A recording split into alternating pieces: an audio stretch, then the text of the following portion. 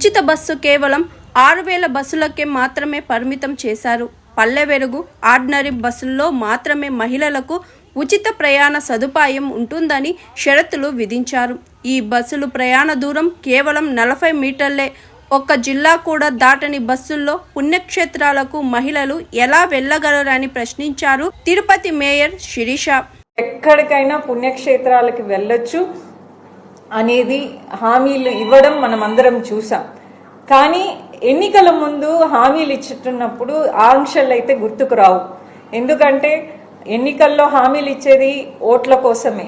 ఇప్పుడు అధికారంలోకి వచ్చినాక ఎన్ని ఆంక్షలు పెడుతూ హామీలను అమలు చేస్తున్నారో మనం అందరం చూసాం. అంటే నిన్న మంత్రి గారు ఇచ్చినటువంటి ఈ గైడ్ లైన్స్లో వాళ్ళు చెప్పడం ఏంటంటే దాదాపుగా సుమారుగా ఆర్టీసీ రాష్ట్ర వ్యాప్తంగా 12,000 బస్సులు నడుపుతుంటే అందులో సగం బస్సులకు మాత్రమే ఇది వర్తింపజేస్తుంది. అంటే దాదాపు 6,000 నుంచి 8,000 బస్సుల్లోనే ఈ ఉచిత బస్సు అంటే సదుపాయాన్ని కల్పిస్తున్నారు. అందులో ముఖ్యంగా Palle Velugu, ultra Palle Velugu, city ordinary, city metro, express ఈ బస్సులకు మాత్రమే ఈ స్కీమ్ వర్తింపజేస్తారట.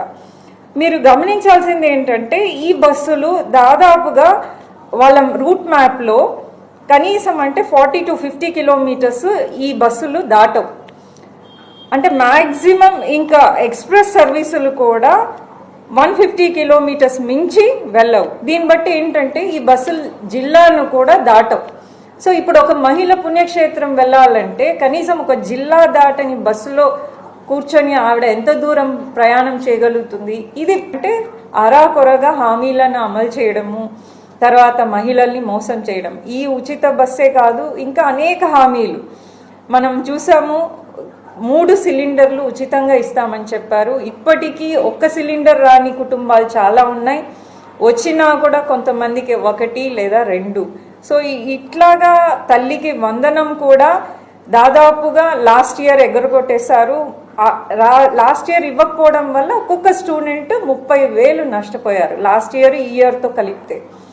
సో ఆ తల్లికి వందనం కూడా అరాకొరా. ఇప్పుడు పడిన వాళ్ళు కూడా చాలా మంది మాకు 9,000 పడ్డాయి, 8,000 పడ్డాయి అన్న వాళ్ళు కూడా చాలా మంది ఉన్నారు. సో తల్లికి వందనం. ఇట్లా ఆడబిడ్డ నిధి ఇంతవరకు దాని గురించి కూడా స్పష్టత లేదు.